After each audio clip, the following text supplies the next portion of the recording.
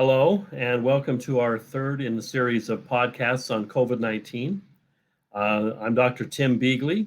I'm a professor of biology, and I'm going to be talking today about the biology of the virus that causes COVID-19. It is called SARS-CoV-2. I'm joined by Dr. Kristen Taylor, who is an associate professor of biology. She's going to be talking about the pathophysiology of the disease COVID-19. And we're also very fortunate to be joined by Dr. John Tyrell from Yale New Haven Hospital. He's going to be talking about the clinical aspects of COVID-19, what happens to patients when they arrive in the emergency room at the hospital where he is an emergency room clinical pharmacist. So let's go ahead and get started. There will be time at the end for questions if you want to put those into the chat. And also I need to tell you that this podcast is being recorded. And so we'll have a link to it later that people can watch it if they weren't able to see the live version. So Tom, if you'll give us the first presentation, please.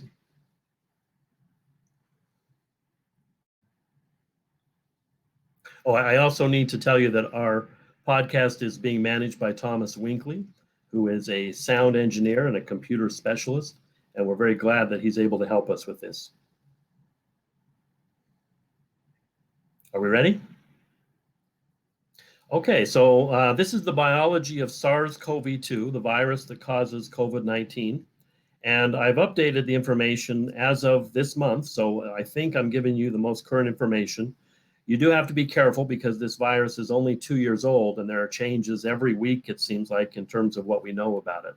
So you've all seen SARS-CoV-2. The virus here has the spike protein sticking out. It is a plus strand RNA virus with an envelope. And we'll talk about the biology of it from the standpoint of how the virus reproduces and what its life cycle is. So Tom, if I could have the next slide, please. Is the virus that causes COVID-19. So the virus biology really starts when the virion of SARS-CoV-2, which you can see here in the top left, with all of its spike proteins sticking out, it attaches to one of the host cells in our body.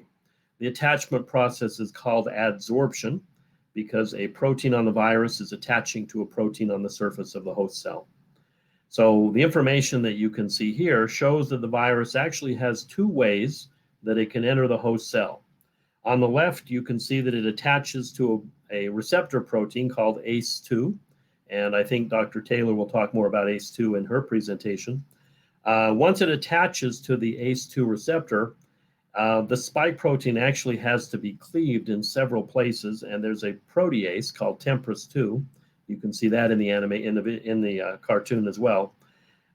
It can enter in one of two ways, either endocytosis, where it is sort of engulfed in a vesicle and then gets inside the cell to escape the vesicle at a later point, or it can simply fuse to the plasma membrane of the cell by attaching to ACE2 and then using the TMPRSS protease to cleave off certain portions of it that expose it to the entry material and the entry machinery. So Tom, if you could show us the next slide, please. So we're very fortunate because Janet Awasu's lab at the University of Utah has made a perfect animation of how the virus adsorption and entry works.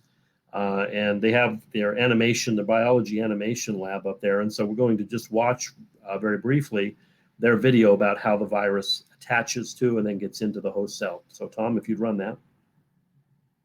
SARS-CoV-2 is the virus that causes COVID-19. The viral surface is studded with spike proteins, shown in teal, membrane proteins, shown in yellow, and envelope proteins, shown in red. In cross-section, the viral RNA genome, in orange, is wrapped around nucleocapsid protein, shown in gray. An individual can be infected with SARS-CoV-2 after inhaling airborne viral particles.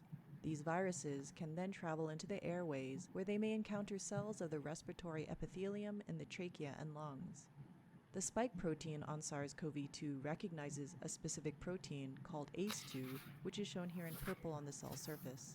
The spike protein, which is normally very dynamic and able to undergo opening, closing, and bending movements, is locked into an open position after binding to ACE2. Another protein on the cell surface, called TMPRSS2 and shown in orange, can then cut the spike protein in a specific location. These segments of the spike protein fall away, exposing a portion of the spike protein which was previously hidden. The spike protein is then able to undergo a series of dramatic conformational changes. During the first stage, the spike protein inserts itself into the membrane of the cell. In the second stage, segments of the spike protein zipper back on itself, forcing the membrane of the cell and the viral membrane to fuse. After fusion, the viral RNA is deposited into the host cell, where it will direct the cell to produce more virion. So what you saw in that video was the attachment of the spike protein to the ACE2 receptor. The spike protein is very large. It's a trimeric protein, about 3,000 amino acids in total for that attachment. And then you saw pieces of it that have to be cut away by the temporase protease.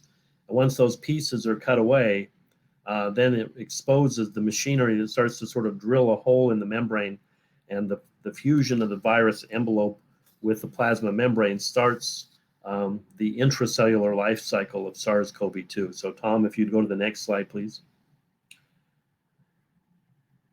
SARS-CoV-2 is the virus that... The viral genome is very large for an RNA virus, about 30,000 nucleotides, and it codes for something on the order of either 27 to 30 total polypeptide pieces. But what happens first, because it's plus strand, it goes immediately to the ribosomes, which start to translate it, and they make two very large polyproteins. You can see them here in yellow, ORF1A, which is over 13,000 nucleotides long in terms of the open reading frame, and ORF1B, which is the second one. Both of those actually get cut into smaller pieces, and those have become the intracellular polypeptides for the 16 genes, essentially, that make up those large polyproteins. Then there are structural genes shown here in red. These are toward the end of the RNA genome: the spike protein, the envelope, the membrane protein, and the nucleocapsid as well. So I'm going to talk first about ORF1. So Tom, if you'll go to the next slide, please. ORF1A is made as a very large polyprotein, and it has two pieces that are very important to cleaving that apart. NSP3, so that stands for non-structural protein number 3, is a protease, as is non-structural protein number 5. As this great big large protein begins to fold up, these are the first two domains that really take shape, and they are protease enzymes. They ultimately cut this large piece of polypeptide into 11 pieces. And so those are important parts of it as well. NSP1 is important. That's the very first piece that gets cut off. This is called the host shutoff factor. It binds to intracellular ribosomes and shuts them off, basically stopping the cell at some point in the future from making any more proteins. Then you have NSP10. NSP10 is a very important one. That actually adds the 5' cap to the RNA molecules that are produced. My students will understand the process of capping. NSP 7, 8, and 9 actually become part of the replicase machinery. We'll talk more about that in just a moment. But the really interesting ones, I think, from this are NSP2, 5, and 6. NSP2, 4, and 6. They actually are embedded in the endoplasmic reticulum, and they just completely rearrange the structure of the endoplasmic reticulum. They cause what is called blebbing. You'll see that in the next slide. Tom, if you want to show us that next slide, please. The entire endoplasmic reticulum membrane just starts to form bubbles, and this blebbing is actually very common for RNA viruses.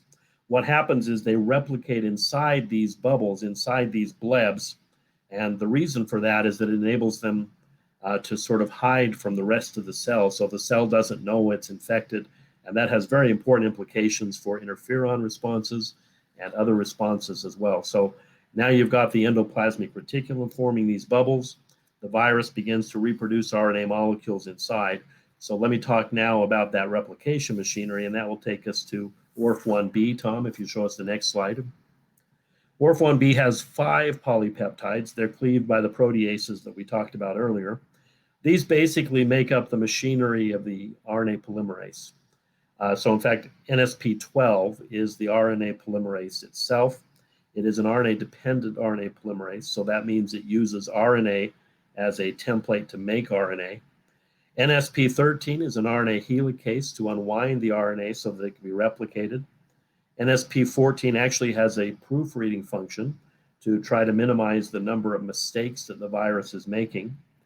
NSP3 forms the 3' poly A tail, and NSP15, and NSP16, which is cut off this slide, I'm sorry, it says NSP1, but that's actually NSP16. That helps NSP10 with the formation of the 5' cap. So suffice it to say, by the time the two great big polyproteins are cut up, you have what you see in the next slide, Tom. You have these blebs that have formed to start the replication of the virus, and you also have the assembly of what is called the viral replicase machinery, a whole host of enzymes, including the polymerase, that start the process of actually replicating and reproducing the genomes of the virus.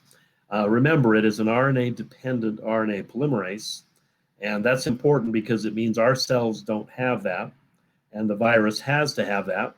And the reason that's important, of course, is that it makes it a perfect therapeutic target for pharmaceutical agents that people might like to use. For example, Tom, if you want to show us the next slide, one of the chemicals and the drugs that people have probably heard about is called Remdesivir. Remdesivir is what you see in the blue circle on the left.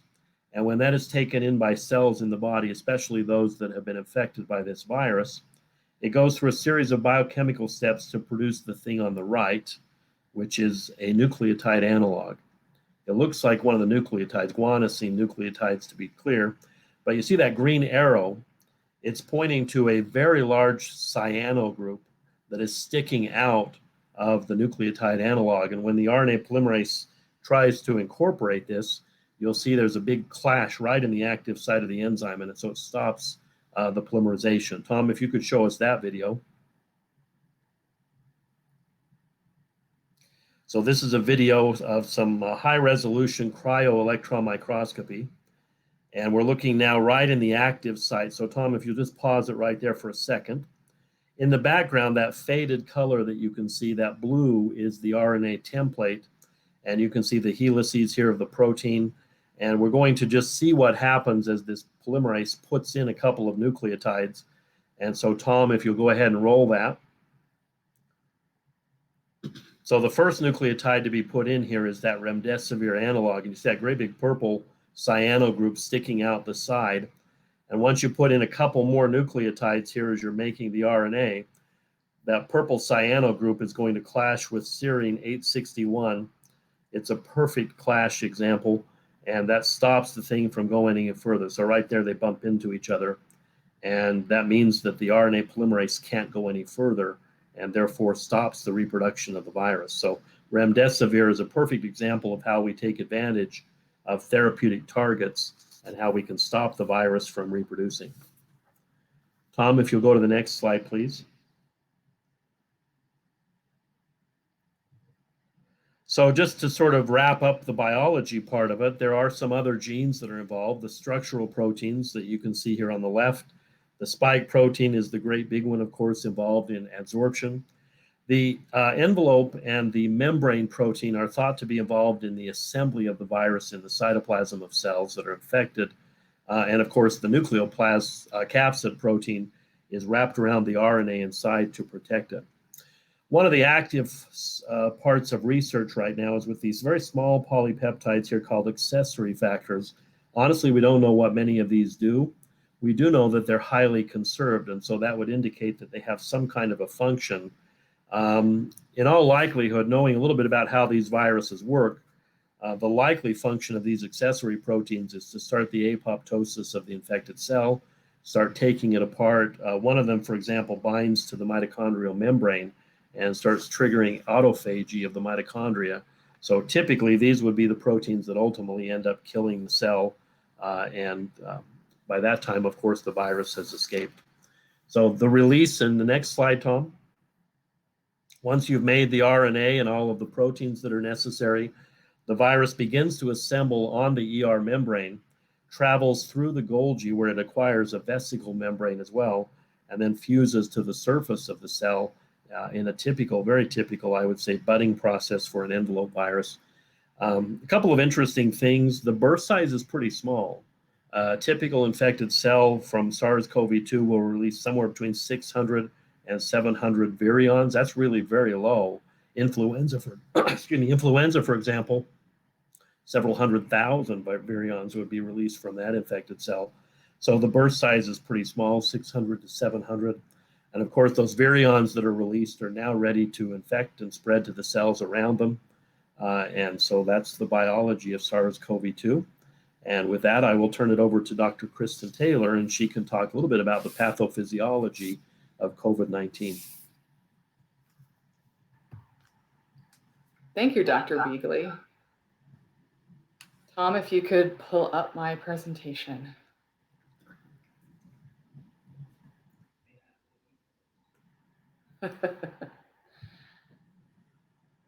Are you there, Tom? Okay. Thank you. So the pathophysiology of COVID-19 is something that we've almost been awash in for the last 2 years, even popular articles. If you could go to the next slide. We have seen endless lists of symptoms, endless lists of risk factors, etc. My purpose today in my portion of the talk is to share a little bit more knowledge about a deeper that allows us a deeper understanding of how the pathophysiology underlying the symptoms occur. So you can see here lots of symptoms, lots of organ systems that are going to be affected. Next slide. So thank you, Dr. Beagley, for setting this up very well. ACE2 stands for Angiotensin converting enzyme number 2. It is an enzyme. It is a very necessary enzyme. This is a very short list. There's a much, much longer list of where you can find ACE2 in certain cell types in the human body. And in looking at this, you can see that it's going to be in the cardiovascular system, the nervous system, the renal system, so kidneys, gastrointestinal system, and even in the reproductive organs. Anywhere ACE2 is located in the human body gives SARS-CoV-2 an entrance point into our cells. Next slide, please. So the first thing that I want to discuss is the loss of angiotensin converting enzyme number 2. So what does ACE2 do?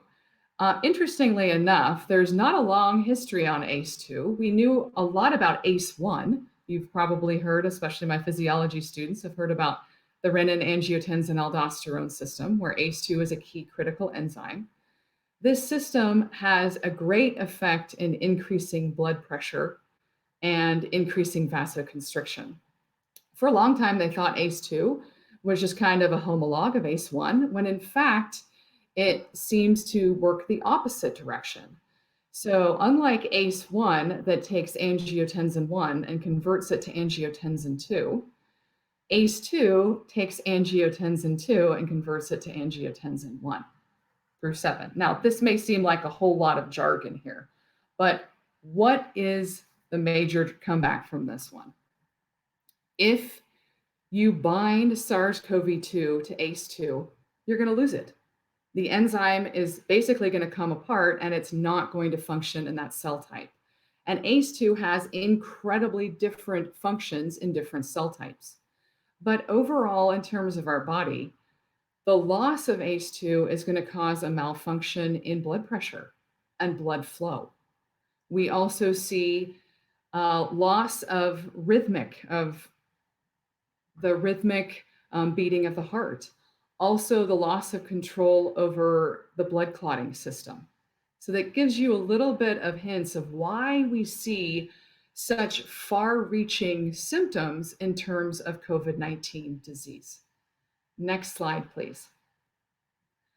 So now I want to shift our focus a little bit deeper to look at the respiratory system, because it is where we think that so basically the data says the number one entry point into our bodies is through our respiratory system, breathing in those small particles.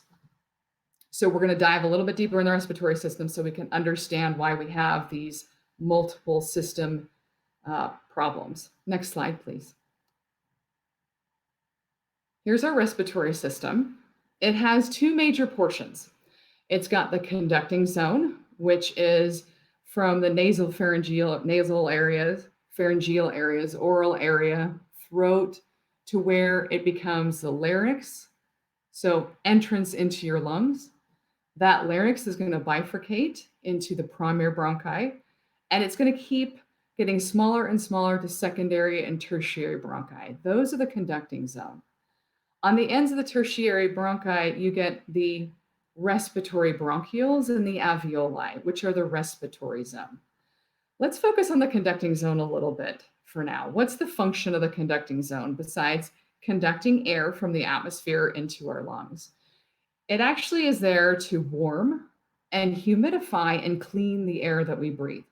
Because SARS-CoV-2 is not the only thing floating around in the air. We've got dust, we've got other types of particles, we've got bacteria, and the conducting zone is full of ciliated cells. So these cells have these little finger-like projections, and these cilia are covered with mucus, which is an incredibly important, incredibly protective substance. And these little cilia are going to beat this mucus as it traps the dust and the particles. They're going to beat it all the way up to the opening of the trachea, which is the glottis, and then you're going to go and you're going to swallow it. Get rid of that. That's called a mucus escalator. That is our primary way of cleaning that air in those upper areas. So the data suggests that the number one entry is the nasal passage. And the nasal passage does have these linings and coverings. And typically that's where you're going to see ACE2. So it's easy for SARS-CoV-2 to get in there, especially if your nasal passages are dry or they lack really functional mucus. Once that SARS-CoV-2, like Professor Beagley talked about, it's going to go ahead and fuse. It's going to basically take over your cell and use it for a virus factory. As the virus starts to replicate, and remember, this is in the nasal cavity, you're going to go ahead and as you're breathing it in, it's going to go down further into the conducting zone. Now, it can get through, obviously, get through that mucus barrier. And that's an interesting reason as to why or why not, still ongoing debate. But this typically doesn't happen in younger children. It typically happens in adults.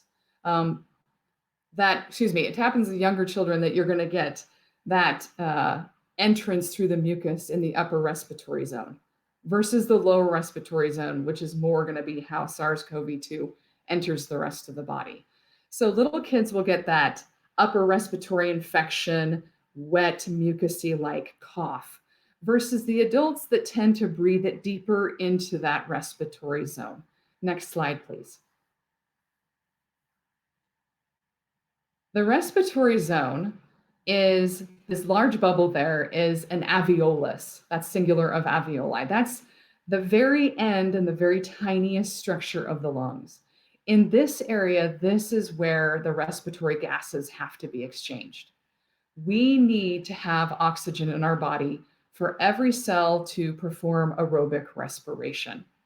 Without oxygen in the blood, we get something called hypoxemia. Lack of oxygen to a tissue is hypoxia.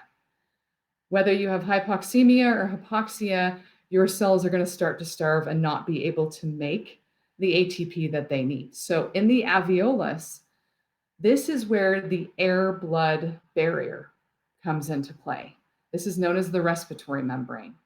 So you need to bring in oxygen from the incoming air, and you need to, at the same time, give up carbon dioxide as waste back into the air. Notice we have 2 cell layers thick, and both of those cell layers are very flat, single layers. They are simple squamous layers. And they are so flat and so fused that they only have one basement membrane in between. So it's a very, very thin membrane, which is specialized to get those gases moving across as fast as possible to bring it into your blood and then to exchange it for the rest of your body. Next slide, please. Let's dive deeper a little bit into the alveolus. We have three major cell types in the alveolus: type 1 alveolar cells, also called type 1 pneumocytes; type 2 alveolar cells, those are also type 2 pneumocytes; and the third cell type are alveolar macrophages. Now notice both the type 1 and type 2 are ACE2 positive, meaning they have angiotensin converting enzyme number 2 on their surface. So they are a prime target for SARS-CoV-2 to enter. What are their functions? Type 1 alveolar cells have to be thin, so that they can allow for efficient gas exchange across them. They are in charge of maintaining the air-blood barrier. Type 2 alveolar cells are a little bit thicker cells. These cells produce surfactant, which keeps the alveolus nice and open, and it keeps it from collapsing so that you can maintain the movement of air from the conducting zone into that alveoli. And the alveolar macrophages are the resident macrophages of this part of the respiratory system. Now, you can get a lot of white blood cells all around the upper respiratory zone, so that conducting zone. But the number one white blood cell that lives in these alveoli are these macrophages, and they crawl around the alveolus, and they will engulf any particles that get past that mucus escalator of the upper respiratory tract. Notice that the alveolar macrophages do not express angiotensin converting enzyme number 2. So they are not a direct target for SARS-CoV-2. Next slide, please. The number one way that you die of COVID-19 is through acute respiratory distress syndrome. That's ARDS. There's a reason that this virus is called severe acute respiratory system virus, because it really hammers your respiratory system. But for adults with those deeper breaths, bringing the SARS-CoV-2 shed from your nasal passage all the way into your respiratory zone, into that alveolus, you're going to have some problems. So what occurs during ARDS? First, you get those alveolar type 1 cells infected with SARS-CoV-2. Being a sick cell, they're going to kind of thicken up. They're going to start releasing cytokines. They're going to start, a whole sequence of events that are going to start calling in the rest of the immune system. But as they're thickening up, you're going to slow down the movement of those respiratory gases across that membrane. And that's going to start some hypoxemia. That was lack of oxygen in the blood because it's slowing down, crossing that thickened membrane. If those type 1 alveolar cells are destroyed as those virions are being released, you're going to destroy the air-blood barrier, and the blood proteins and fluids start to move into the alveolus, causing that to flood.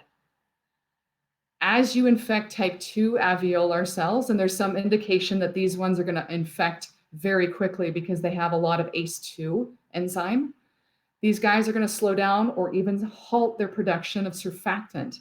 And as soon as they do that, those alveoli are going to collapse. That means there is going to be no gas exchange. So with both of these down, your little sacs in your lungs start to fill up with fluid or are completely collapsed. You have hypoxemia, lack of oxygen in the blood. You start to get a buildup of carbon dioxide. Cells in your body get weak. They get distressed. Some even start to die. And this is not even assuming that those cells are infected. They're being affected by those lack of gas exchange. Now, what are the alveolar macrophages doing at this point? They're doing their absolute best. They're kind of squidging around and they're eating anything that they can find that is infected. But here's the worst part. There is evidence that as these alveolar macrophages engulf infected cells, SARS-CoV-2 not only lives, but starts to replicate inside a living alveolar macrophage, meaning these alveolar macrophages are now moving around, spreading SARS-CoV-2 to other alveoli. Next slide, please. What you're viewing here on the left side is a normal lung versus on the right side is a lung that has acute respiratory distress syndrome. They describe this as having diffuse opacity in both sides. And a lot of the doctor's notes have talked about this as looking like glass-like structures in the chest. So here's the problem. You're basically drowning in your own fluids. So you can't get that gas exchange. So all of your body is being completely stressed from lack of oxygen and buildup of carbon dioxide. But now you're going to need a ventilator with positive pressure to push open those lungs and try to force through some of those respiratory gases. And that itself, the mechanical ventilation, causes a whole lot of other problems in terms of the pathology. Next slide, please. So we talked about the air-blood barrier. Let's talk about what's going on in the blood, because as soon as those type 1 alveolar cells get infected, they're going to start spreading it through that respiratory membrane and into your bloodstream. The cells that line your blood vessels are called endothelial cells. They express ACE2. So the endothelial cells, the linings of all of your blood vessels and your heart, are going to be potential targets for SARS-CoV-2. In addition, you have associated smooth muscle cells, often called SMCs.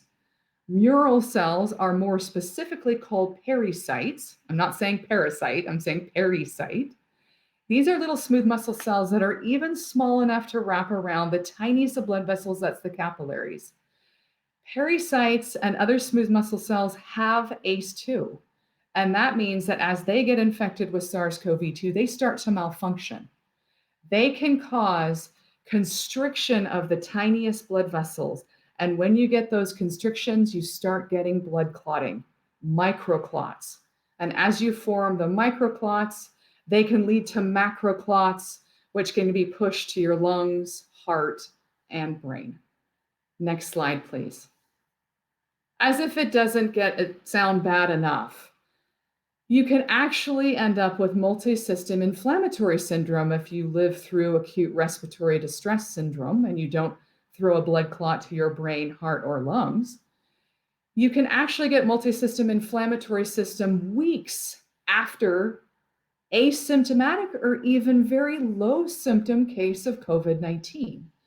And if you remember in Dr. Beagley's video of the fusion of the spike protein to ACE2 and the TMPRSS2 proteases kind of cleaving off the parts of that spike protein, those bits of spike protein are thought to act as super antigens, which means it's really going to freak out your immune system. And this immune system malfunction can be seen, again, 4 to 6 weeks after even a mild case of COVID-19. Okay, so how do you know if you have multisystem inflammatory syndrome? Typically, you'll have a fever. After you're done with COVID-19, you think you're out of the woods, and suddenly you have a fever. You can get inflammation in your eyes, in your skin, so rashes, nausea, vomiting, myocarditis, pericarditis. So all around the heart, inflammation in the lungs, kidneys, and even brain. These can affect even children. That's multisystem inflammatory system-C, that's for children, and multisystem inflammatory system-A for adults. Typically, there are poorer outcomes for adults. Next slide, please.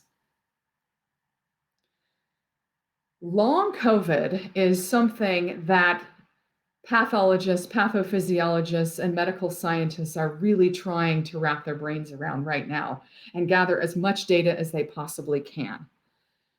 There are a lot of speculation. There's a lot of data, this, that, and the other. But what is long COVID? It is symptoms caused by COVID that last more than 12 weeks. Quite honestly, if you're having symptoms of COVID-19, week 12 and before, that's just normal.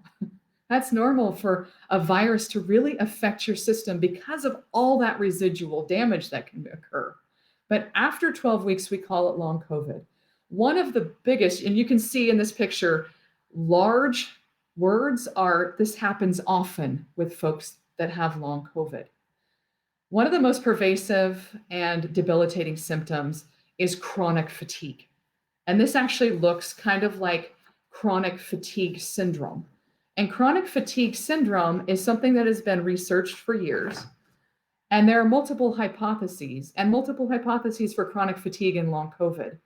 And these include malfunctions in the cardiovascular system. I mean, you saw where ACE2 was. All the linings of your heart and your blood vessels are going to be, can and will be affected. And that can really take time to heal, and it may never heal. This could be malfunctions in the nervous system because SARS-CoV-2 can pass the blood-brain barrier as it goes in through that olfactory bulb, hence the reason you lose your sense of smell. They also see massive overactivity in the immune system, which can cause severe fatigue as you're making way more immune cells than you need to, way more inflammation, and you can also see autoimmune problems start to occur. That is all I have of the pathophysiology. We could go on and on and on, but I am anxious to hear Dr. Terrell and his experience.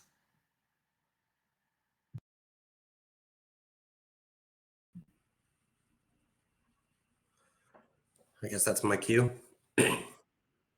All right. Thanks for having me. So I guess I'll just go over the clinical picture. But honestly, the lead in from both Dr. Beagley and Dr. Taylor was phenomenal. And I don't know if I'd add much to it from my view, but then I just get to treat that in the physical form. So it becomes less academic and more just,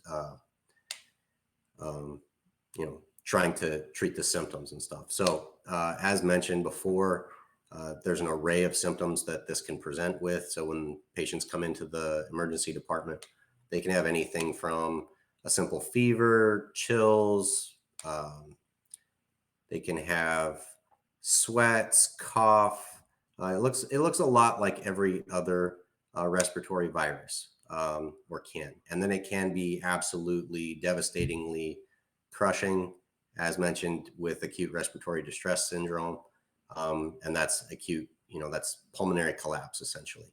So what we do is we basically assess where we're at in the stage of the disease progression, and we treat. So there's various things that were mentioned, one of them being Remdesivir as a primary treatment.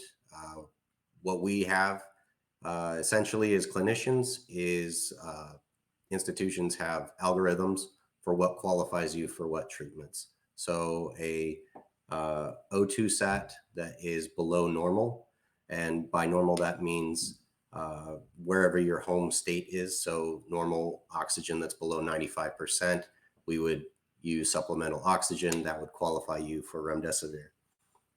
If you happen to have like COPD and your normal oxygen percent is like 92% and you have home O2 supplement anyway, anything that requires additional oxygen supplementation to maintain your O2 sats. We go from there. We also use steroids to try to help with the cytokine storm and inflammation that you see. The x-ray that was shown by Dr. Taylor is spot on. The description of, the bilateral patchy opacities and condensations described as glass. That's how it's, described when the radiologist is reading it as well. Let's see what else we go. So kind of depends on the treatment is where you are in this disease progression. So it's not really anything all that fancy besides the drugs that we just talked about. There are several drugs that are in studies, and because of what I do, I'm not in the study division of investigational drugs. I use the drugs that are FDA approved, and so I know what they are. There's a whole section of pharmacists and physicians that are in investigational drugs, so that the studies are blinded, so we're not, messing with the results and things like that. So I don't always know what we're using. In the ED, I do, but once they get to the medical ICU, or sometimes even the floor. I don't see everything that they're doing, but that's where we start. Some of the scariest things we see are in the ARDS progression, which is the most serious acute respiratory distress syndrome, and respiratory failure, and you have to go on a ventilator. Sometimes it gets to the point where you're even on a ventilator, your body is so exhausted from trying to, go through this gas exchange that is being hindered, that your muscles start to give out. And although you're on the ventilator, we get to the point where we are trying to recover and we can't get you off the ventilator. So one of the things we do is we paralyze you, which, we sedate you, obviously, so that you're not remembering any of this, and so that you're calm.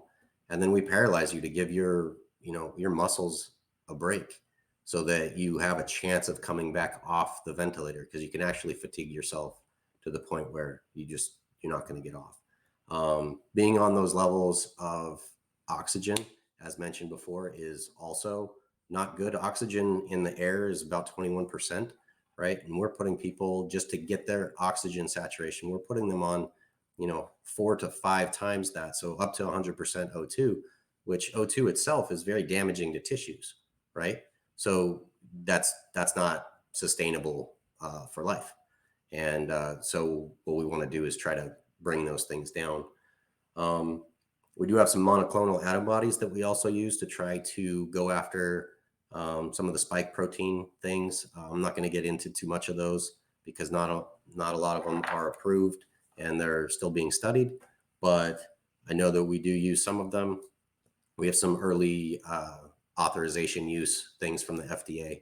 And then we're also in drug trials, or in clinical trials, So the picture can get pretty scary with the patients. And because of the way that this hit, it was very sudden. We did have some of these drugs in the pipeline.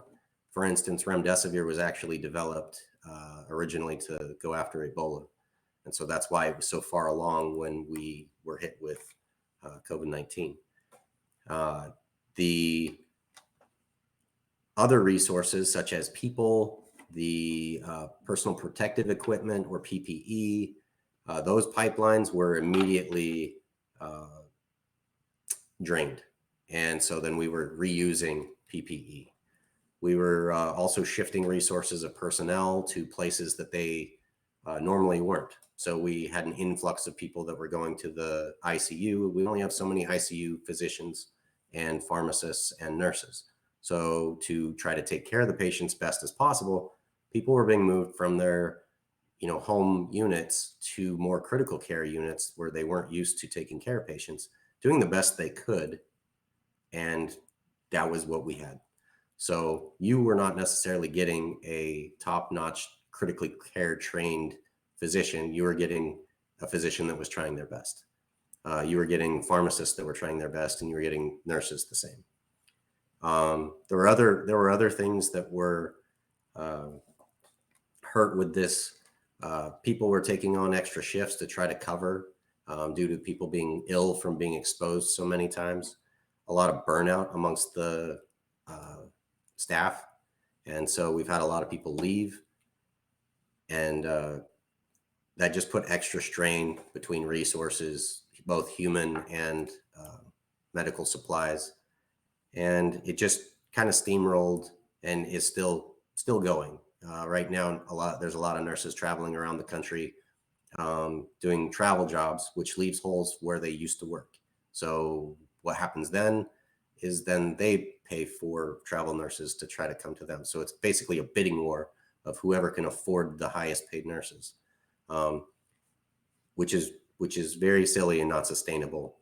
And it used to be because you could pull some nurses from a less affected area to a higher affected area. And then when it was the entire country being affected normally, now we have this basically bidding war for nurses. And some of the money that they're being paid is astronomical, not only because of them putting themselves in harm's way, but because they're literally in a bidding war to just get personnel to take care of patients. It's not just COVID patients either, because they had to pull resources from one area to help the COVID patients. The areas left behind were then left in desperation. So I know hospitals shut down elective surgeries for a while, and a lot of things that patients would normally come in for, they were afraid to come into the hospitals. And so they'd have chronic disease things they probably should have been, checking out, or minor things, and they let them sit there and fester.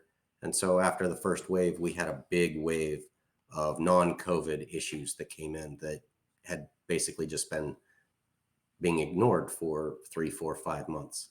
And now what are we, like 18 months into this, 20 months? I forget. It's all blending together. And so we still have patients that are just barely coming in to be seen for something that they should have been seen for a year and a half ago, but didn't because they were worried. And now that thing is snowballed into something that, let's say they had a cut on their leg or on their foot and they're diabetic. Well, they've had that untreated wound there for a while. And instead of it being treated with some antibiotics 18 months ago, now you're looking at an amputation. So it has affected so many people in different ways.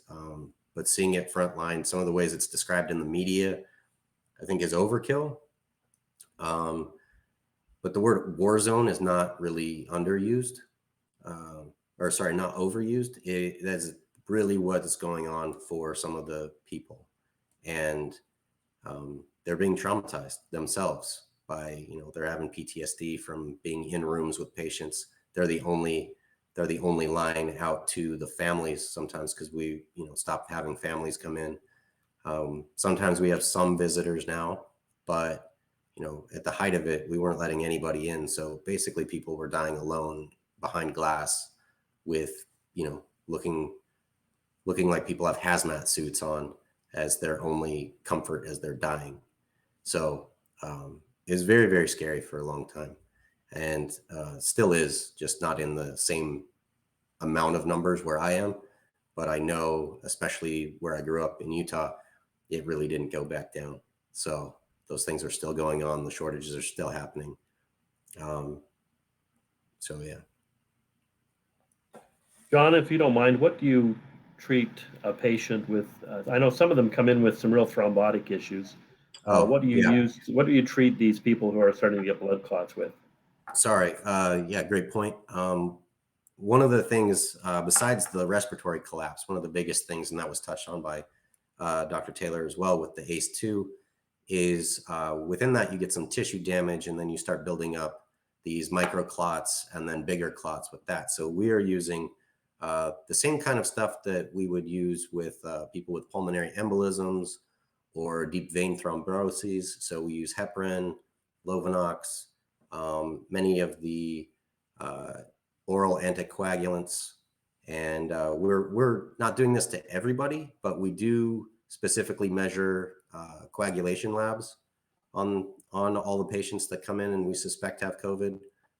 We get those started and then immediately put them on anticoagulation. Some of the numbers, one of the labs that we monitor is called a D-dimer, and that is basically a byproduct of clot breakdown. So you have to have a clot and it has to break down for it to show up. Clots naturally do this and they're supposed to do it, but when you have an actual large thrombosis, it shows up much higher and is detectable. So some of those numbers in that D-dimer that I was saying are the highest I've ever seen. So we're talking higher than patients that, oncology patients, and they're prone to have clots themselves. This was on that level of clotting. So besides the pulmonary issues, the clotting was the next biggest issue that we had. And so we built protocols and, systems did the same all over the country of where they needed to be anticoagulated and how long we would watch even after they had COVID. Patients are going home on anticoagulation after they leave the hospital for, 30, 45 days, depending on your system. Those, drugs also have their own risks because you're anticoagulating, you're messing with a system that's already in homeostasis itself. So when you start messing with it, there are bleed risks. It's not high, but it's not zero. So. Very good. Anything else anybody wants to add before we go to questions? This is amazing. Some great conversation. Tom, I think we're ready to take some questions, either from the ones that came in early or if there are any in the chat right now. Okay. Hi, everybody. This is Tom. I'm the producer, and now you get to hear my voice. Thank you all seriously for putting this on. As somebody who does not live at all in the world of this type of science, it's incredibly fascinating, and thank you for taking time out of what you already do. The first question I have, and hopefully I've set this up correctly so that all the buttons I push look fancy. Haha! So, if Remdesivir and other antiviral drugs stop the replication, why don't they do a better job of treating COVID-19? Is the question. Because they stop virus replication, but by the time you're in the hospital to get it, you're already past the stopping point, essentially. You've already done damage. So what we're trying to do is, basically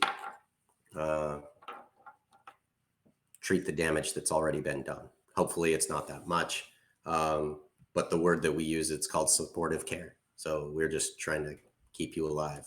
And that's why I didn't talk about the drugs too much, because they're all supportive care, trying to deal with damage that's already been done. It's a common thing with antivirals. You really have to give them early in the infection or they don't really help very much. Correct. Same with Tamiflu, right? You've got to get it to people early. And oftentimes by the time they present with clinical symptoms, the effectiveness of those drugs is going to be pretty low. That's right. However, there may be people at home, right, who are just starting to show symptoms. They may be benefited by that. So the antiviral story is the earlier the better. And oftentimes by the time they get to the hospital, it's too late for help. Yeah, and actually some of the monoclonal antibodies that we use, one of the contraindications is that you've been admitted to the hospital. So basically, if you're sick enough to be in the hospital, it's too late. If we think we can get by, like you not being in the hospital and not being admitted, we'll send you to a monoclonal antibody clinic, essentially, and you'll get an infusion. So there are plenty of those. I'm on the inpatient, so I see only the most severe cases, but I know that that is a direction that we shunt patients. Wow. Okay, well, the next question comes in is, could the ACE2 receptor and the, I'm going to butcher this one, the TMPRSS2 protease become therapeutic targets for new drugs? Well, the definition of a therapeutic target is that your body can't need it, right?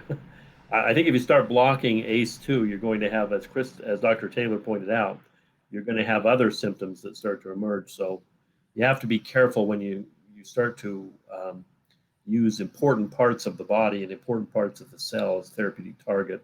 It's possible. I'm not sure that we really fully understand what temperance is needed for. People refer to it as a scavenger protease. It sits there in the membrane cutting up small pieces of protein so that the amino acids can be imported. But again, if you start targeting things that your body needs to have, then the side effects are going to be greater, I think, than the benefit that comes from it. I would echo that 100%. There were people that thought ACE inhibitors would be a great idea for this. But then you don't know their downstream effects. We know that one. But in the disease progression, you don't know it. It hadn't been studied.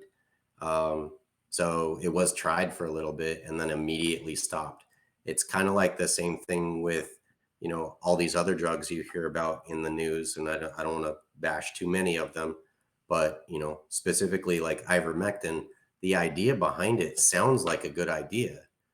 The downstream study of it and the science behind it was very lacking. So it sounds like a brilliant idea, but you don't know what else you're affecting. And when you actually start looking at that, its risk benefit ratio is not in favor of using it. So we have a whole list of drugs that we don't use. There's plenty. You didn't hear much about ACE inhibitors in the news. You heard about ivermectin quite a bit. ACE inhibitors was a far more brilliant idea, and it was almost immediately stopped because it was, and the media didn't get a hold of that one and make a big deal out of it. But And the folks that took the ACE2 inhibitor, or excuse me, the ACE inhibitors, have high blood pressure. Yeah. So they're trying to treat that. What I mean, you know, because you're a pharmacist. But so they already have a malfunction in their blood flow and the control of their blood flow. And ACE2 seems to be helping to keep that blood flow, keep that vasodilation, keeping that blood pressure low. Right. And if you already have an ACE drug and you're being treated for high blood pressure, man, you're really, COVID just hammers you like crazy. You know, as you mentioned, we use ACE in those high blood pressure patients. So we do have a dysregulation or a dysfunction of that system. And it was studied with the dysregulation of that system in that disease state. When you start throwing another disease state in there, so you've got a double dysfunction, that's where you can't really predict it. So you should do another study to look at it to make sure that it's safe, because we know what it does in one situation. That doesn't mean it's a blanket fix all. So that's kind of how all the drugs were and whatever we were trying. We thought they were good ideas. We'd look at them. A lot of them didn't last very long. Some of them did. Remdesivir's been around the entire time and still sits on most algorithms for hospitals that are using it. So it's actually the only one that's actually FDA approved. Wow. Well, I think Dr. Taylor's face answered it for me almost immediately.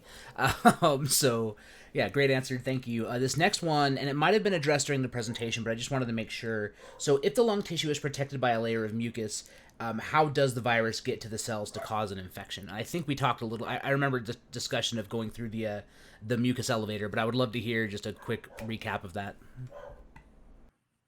And I would love to do that. The mucus escalator is so incredibly cool with these. So the key to answering this question is these little ciliated cells, and they also have a layer of mucus. So mucus is not just this, you know, mucus is mucus. They are made up of quite a bit of different things, most of them mucins, which are proteins that are actually covered with carbohydrates.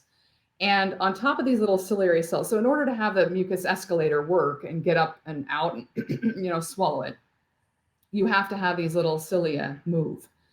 And you have this layer of very, very gel-like mucus, and then these thin layers of mucus to keep these guys moving. So I thought this question was absolutely brilliant. And in looking at their literature, they don't know for SARS-CoV-2, but for things like respiratory syncytial virus or influenza, those viruses have parts of their coverings that will inactivate the mucins and allow them entry through that mucous membrane to those ciliated cells, which have, in this case for SARS-CoV-2, an ACE2 enzymes. So they don't know what it is in terms of the actual virus and the piece of the virus that's allowing it to get in. But it is kind of interesting that it doesn't usually get in the upper respiratory airways, except for in children. It tends to do more lower airway damage for adults. And do you see that, Dr. Terrell? Yeah. There's I can't really describe it, but there's a very distinct pattern in the lower central and lower lobes is generally where you don't see it in the upper airway as much anymore. And as you mentioned, like, you know, with the mucins and mucus in general, like there's a proper amount for a healthy person. And then once you have too much, you can't do the gas exchange, which is the important part. And I love doing this with drugs because that's what I do for a living and trying to help people understand what they do. But you mentioned the mucins and, you know, phlegm and mucus. That's essentially what Mucinex is trying to get rid of, is extra mucus. So that's one of the reasons that's the reason you use that drug. I just think it's fun to understand where the drug names come from. Everybody thinks that they're out of space, but they usually have a name associated with their function or how they came about. It's actually good, you know, that they're willing to just be like, this is what it does. No fancy names. Like, let's just give it the data. So I want to be respectful of everybody's time. We're sitting at about 5 o'clock p.m. Mountain Time. We have like 10 more questions, but I don't know what everyone's schedule is like. How much time do we have for Q&A? Dr. Terrell, Beagley, Taylor, I would love to know how we're doing. I've got to be to work at 6 a.m. So Okay, perfect. All right. You So seem like what's the time in New Haven right now? You're not that far away. It's 7 p.m. okay. So Okay. All right. So we have like 11 hours. We got this. All right. Cool. we have 11 hours. All right. So then the next question, which I have not yet updated, so let me just go ahead and do that really fast. So this one is asking, isn't inflammation a good thing? And isn't it one of the main ways that our bodies fight infections? So why is it such a problem with COVID-19?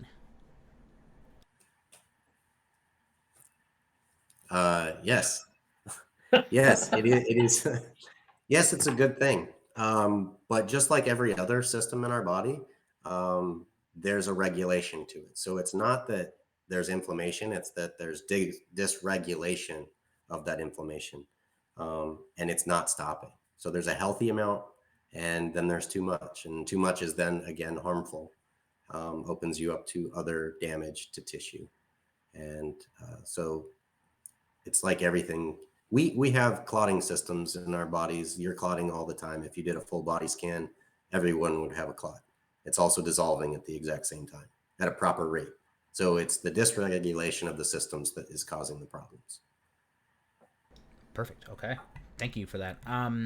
So this next one that I will get updated, I thought it was interesting, and it didn't strike me as political. It really struck me as something that maybe may exist. So someone mentioned they read that the COVID-19 vaccine can affect the menstrual cycle, and then it can make it heavier, longer.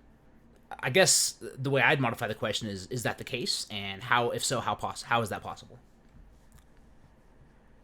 Well, I'll take this one. I'm not sure if the guys want to tackle the menstrual cycle. I've never heard of this. Considering where ACE2 is, it's very possible. But in terms of vaccination, you're just making that spike protein and kind of priming your immune system so that it knows what to look for. And that can cause immune systems doing what they do can cause a lot of interesting, what looks like malfunctions in other parts of your homeostasis. But in fact, that's your immune system taking that energy to do what it needs to do to kind of repel those invaders. And vaccines basically charge your immune system. So yeah, you can get interesting side effects. Okay. I would point out that is not one of the side effects listed on the CDC website. So if it does happen, it's very, very rare. Fair.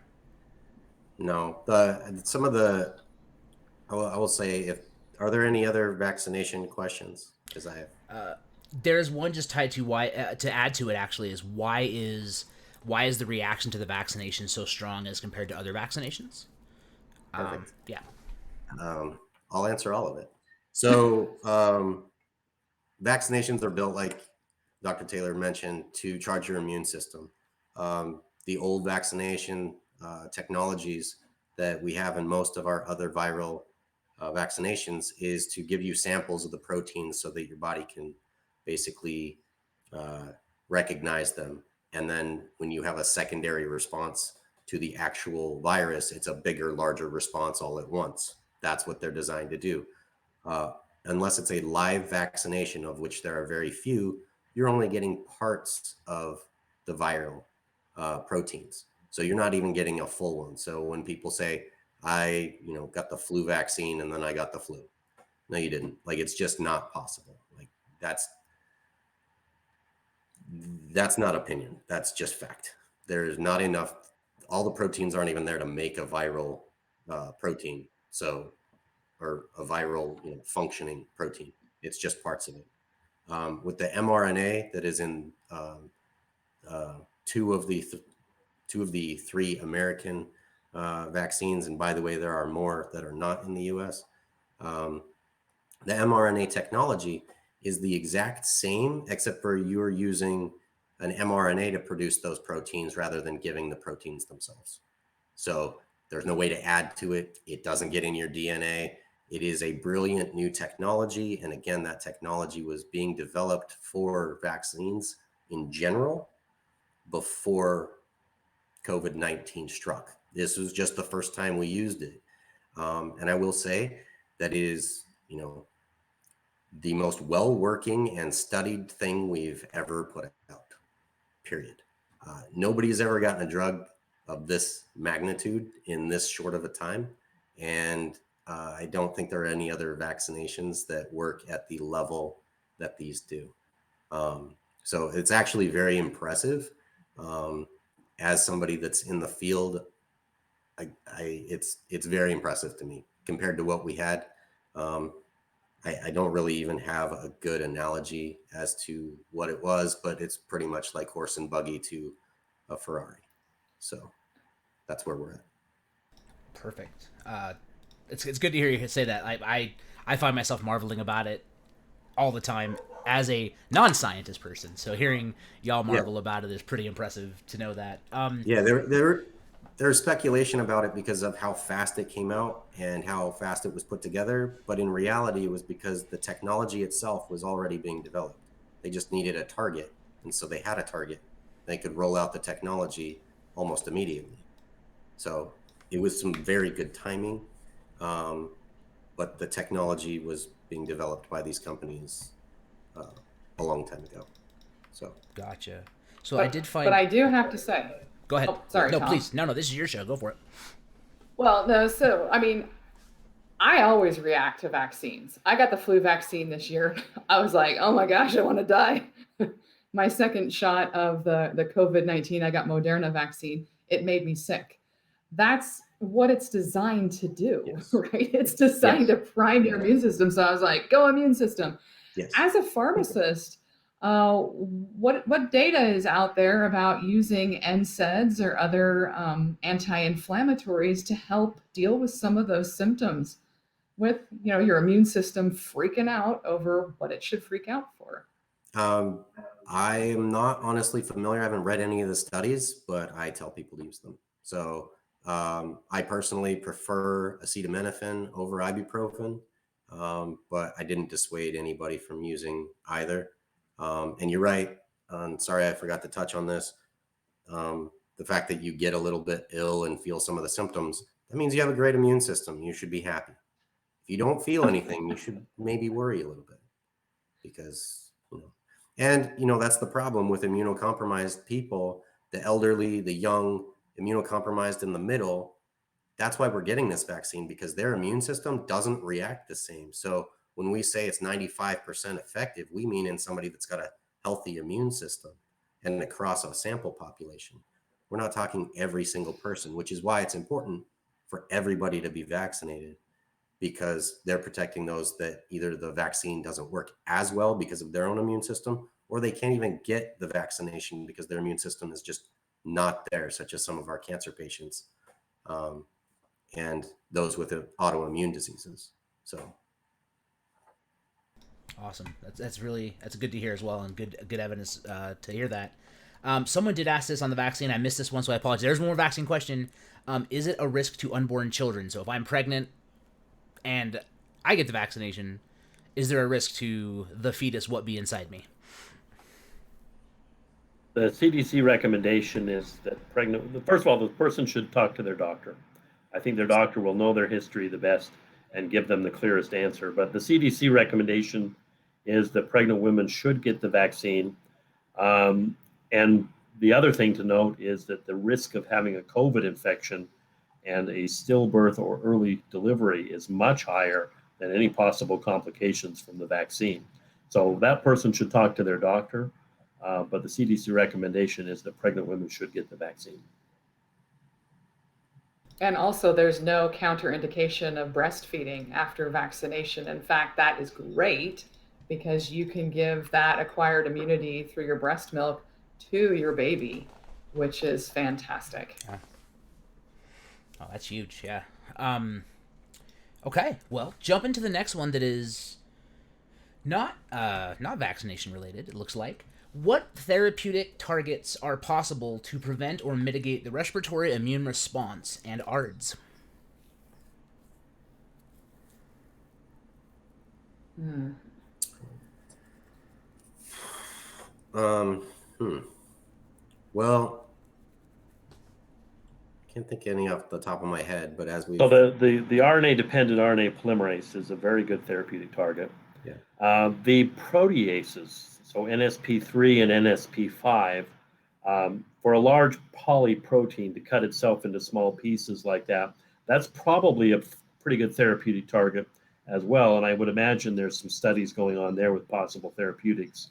Although I will say for HIV, which has a very similar way of making its proteins, those haven't shown the promise that people had indicated. So the really big difference is that RNA-dependent RNA polymerase, and I think that's the main therapeutic target that people will go for. There is a little bit of work still to be done with TMPRSS2. I don't know if anybody has really published anything yet, but there are studies trying to block the activity of that protease and see if the side effects are minimal enough that maybe you can slow down the replication of the virus and the entry of the virus that way. But is often the case with viruses like this, it's the polymerase. yeah, I think I forgot we did try some of those anti-HIV meds as therapies as well. That was not a long-lived uh, experiment. We just weren't finding they weren't harmful in any way. It was just we weren't finding much results from them.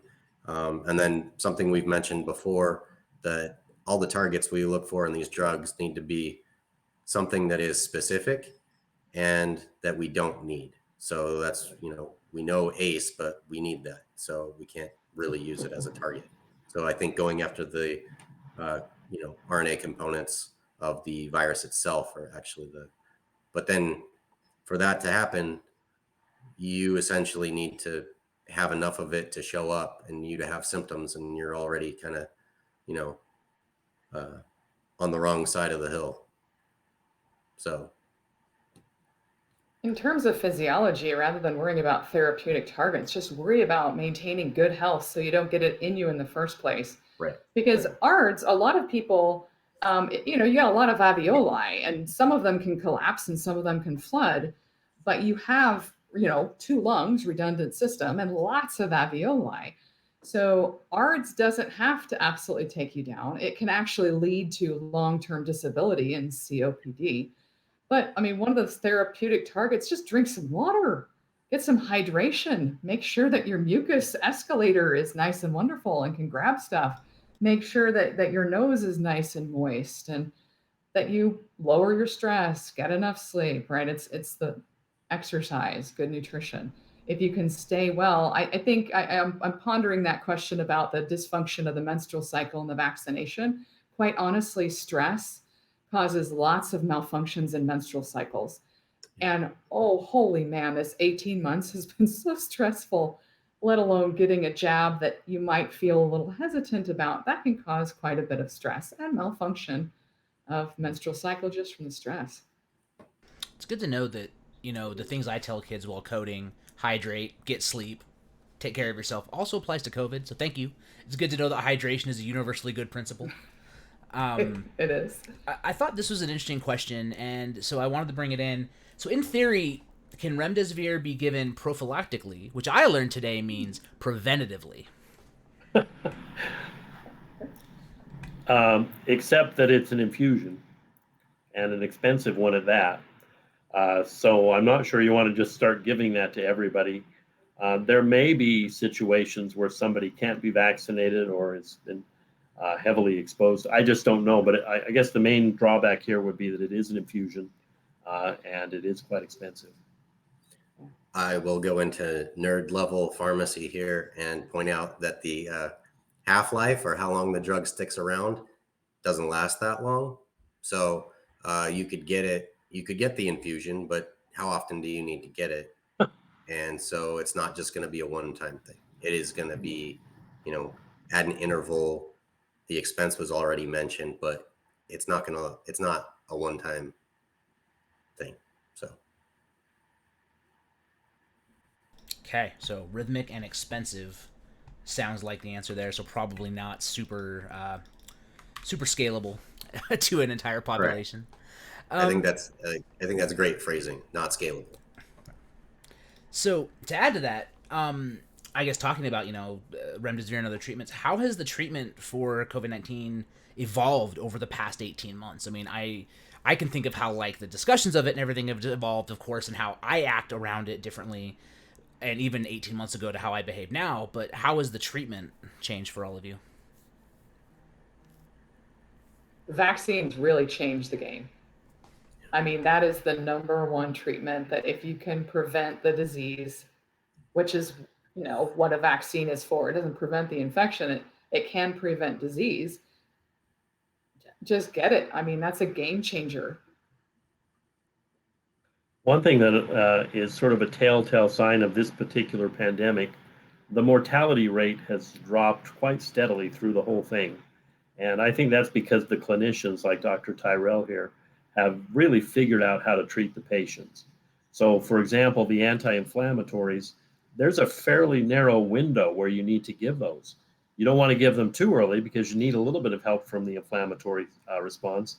But as soon as you see that they're to the point where you don't want them to go any further, they have to hit them with those anti-inflammatories. So just something as simple as figuring out when and how to give those anti-inflammatories. Sorry, my light keeps shutting off here. And also even something as simple as once somebody has been intubated, how they are laying in their bed and the position that they're in. I really think that one of the big changes, and it's really to the credit of the clinicians, with really limited tools in their repertoire, they have done an amazing job, I think, of figuring out how to treat these patients. I agree. I don't know. I feel like we're still not doing the best. I would say keeping them out of the hospital is the best way to treat somebody. We're still using the same drugs. I mentioned that before. I think, we're getting a little bit better at the timing of when to use them. But I think it's pretty indicative of the fact we don't have any more FDA approved drugs other than the original drug we started with. So we don't have a cure other than we're just learning how to better time supportive care. But the best thing was the vaccine to lessen the symptoms if you still somehow caught COVID, and it did happen. And the other thing is there were other concurrent bacterial infections. As you become immobile from being, maybe sick from COVID, you're not moving your air as much. And that's the main protective mechanism besides mucus in your airway is being up and moving that air. So if it's stagnant and not moving, you're more prone to other, infections, bacterial infections causing other pneumonias. So we saw those infections and, people dealing with the aftermath of COVID and being infected with other pneumonias as well. So I don't think our COVID treatment was much better other than just trying to, keep people out of the hospital, to be honest. Like that was the treatment. So. Do you feel that your readiness is a lot better? I have a good friend who just retired in nursing, and she and her other nurses designed this like PPE protocol for the emergency department and how fast they could put it on and put it on correctly. Yeah. And within a couple of months, they were absolute pros at that versus at the beginning kind of fumbling around. I think so we always had PPE, understanding what we actually needed. So we always have PPE because we have all sorts of respiratory airborne diseases that we're around all the time, bloodborne pathogens and whatnot. So, there's all sorts of regulatory, things about that. So that really didn't change. I guess being more, honestly, I think people got more lax. I think people started burning out. So I don't know about that one. Maybe in the beginning, first couple months, but now I think it's actually the opposite. I think people are just so sick of wearing masks, even though they know they need them, wearing the proper things and making sure that, we were reusing masks that were designed to be one-time uses. We were reusing them for a month. I mean, they were having all sorts of dirt. And so, you may not have gotten COVID, but you maybe got something else. It was, when you breathe on those masks, the humidity itself then becomes, sticky, and things stick to the water. And so it wasn't a good situation. We're in a much better place, PPE wise, supply chain wise, I think across the country, but we weren't ready for that. So putting it on fast to protect yourself, yeah, I guess that happened to protect the nurses and the physicians and the rest of the staff. Learning how not protected we were before, it was kind of eye-opening. So it's kind of winging it in there. Fair. So this might be a short answer moving forward, and I think it goes without saying, if you're rocking cloth masks, consider washing them once in a while. Maybe. Just like you wash your clothes, wash your cloth masks. So can COVID cause strokes? Yes. Sure. The short answer is yes, it can. It's more likely to cause a PE or a DVT than a stroke, just because if it's a stroke, it's got to go through the heart and then up through the aorta and carotid. But generally, the damage is going to be in the lungs already. So it would have to come back out of the lungs, or a clot in the lungs, to then go be a stroke. Most of our stroke things come from the heart itself, like clots in the heart. So fair. Okay. All right, this next one, I think it's an interesting one and might be a short answer, but the question was, why are some folks symptomatic and others not? Like, what causes someone to be able to be like an asymptomatic carrier? I'm sure that is like a 3-hour lecture in and of itself, but a short answer potentially. genetics, lifestyle. Yeah. Age. Well, I mean, why can some people eat McDonald's and not get diabetes, and some people live a very healthy lifestyle and get diabetes? Same answer. Some people are more prone to it than others, whether it be genetic or lifestyle, the way that they're built. That's pretty much it. Fair. I mean, I think there's some people that had weaker immune systems due to comorbidities. I think that played a lot into it. But if you took 2 healthy people, at that point, it's just going to be genetics and luck.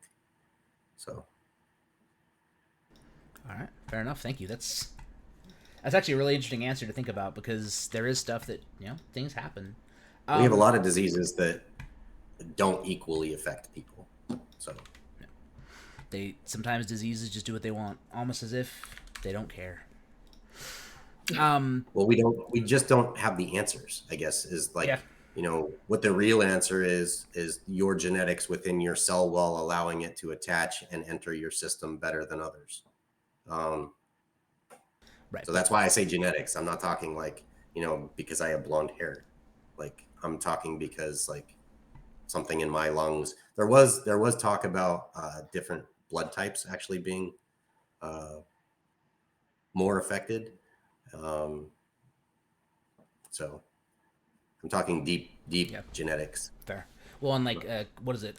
I'm not a statistics person, but just because that blood type may statistically have more cases doesn't mean that that's actually related, right? Like that may just be a statistic that doesn't have that relation. Correlation, but not causation. Thank you. Those are the words. Yeah. So I kind of wanted to end it on like a lighter-hearted question, just to kind of wrap things up. And this is the last one. I had 2 questions, but I'm just going to ask Tim over some pizza later. So somebody asked pretty early on, once the Greek alphabet is run through, which is unfortunate, but it has a high probability, what naming convention would you like to see used?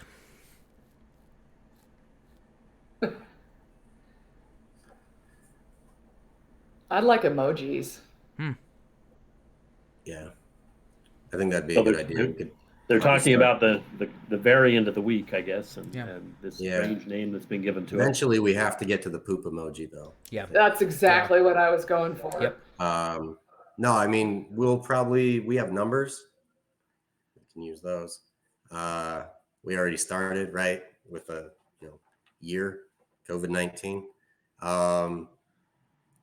You can use other alphabets. Turns out, places in the world use other lettering systems other than the alphabet. What? But numbers are pretty universal. We could go to numbers or emojis. Fair. I don't know how you'd keep an order to them. It doesn't really matter. We could use colors or cities or, Yeah. you know, types of cars. I like colors. Yeah. Well, that Crayola pack has 144.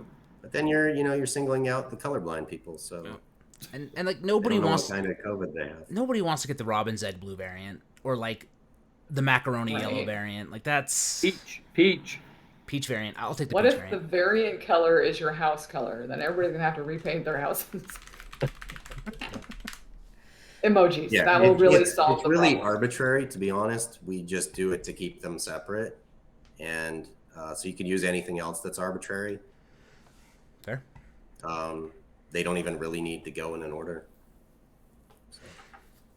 Listen, I will not hear somebody in the chat said the I don't think Hufflepuff there were variant. preparations A through G before we got to preparation H. Yeah, all I'm saying. that's fair. Yeah, like. And I think that's a perfect way to wrap this up. Seriously, Dr. Beagley, Dr. Taylor, Dr. Terrell, thank you so much for taking an hour and a half of your time to talk about this. At least just from my perspective as the uninitiated in the world of biology and pharmacy. Like, this is so interesting to see the scientific side of it. Chat, I hope you all had a really, really good time. And then I assume that if you have some way to contact these wonderful doctors, I will be sending a recording to Dr. Beagley, and he will be uploading it and sharing it out with the universe. So this should be archived for posterity. Tom, thanks so much. We can't do any of this without your spectacular Thank help and you. guidance. So Yeah, no problem. thank you so much for being behind the scenes and helping us to accomplish this tremendous thing. Yeah, I Yeah. truthfully hope you all do a fourth one because this is super fun. All right, with that, you all normally we like raid. So in the world of Twitch and in gaming, you raid somebody, but I think it would be weird to like raid a video game stream after having this really heady. So I think there's a nature reserve live on Twitch where they just like have cameras on mammals. So let's just go check that out. And if they're live, they're not. Oh, and their Darn it. trailer is a terrifying sound. So instead, all of you go hang out with your friends and family. Nice meeting y'all. And Thanks, Tom. see you next time. Thank you, Tom. Bye. Bye.